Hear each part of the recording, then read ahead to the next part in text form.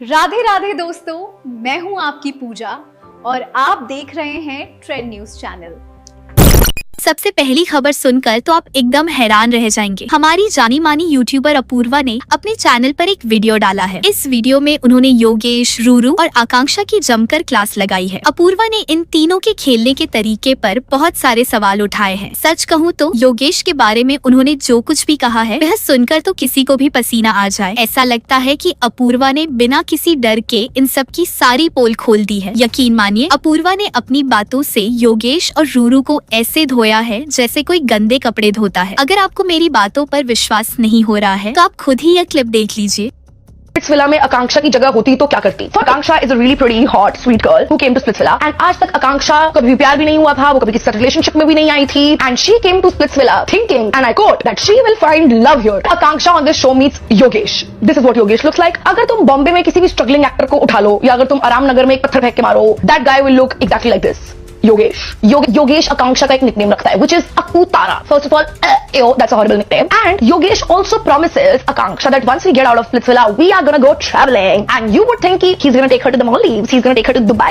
No, Yogesh is like, I'm gonna take you to my hometown. वादे भी योगेश के 2 रुपए के ही हैं. I don't like Yogesh. Anyway, and they call Yogesh ex Ruru to the show. This is what Ruru looks like. So Ruru comes in, and Ruru is like, oh my god, baby, I've missed you so much, and I only came to the show to get you back. First of all, Ruru, ew, like this. We also find out कि योगेश ने Ruru का भी same nickname रखा था, Ruru Tara. Ruru is the love of his life. And Yogesh Ruru के साथ एक connection बना लेता है एंड हमारी बेचारी आकांक्षा जो कि प्यार ढूंढने आई थी स्प्लिट्सविला में, उसका चूतिया कर।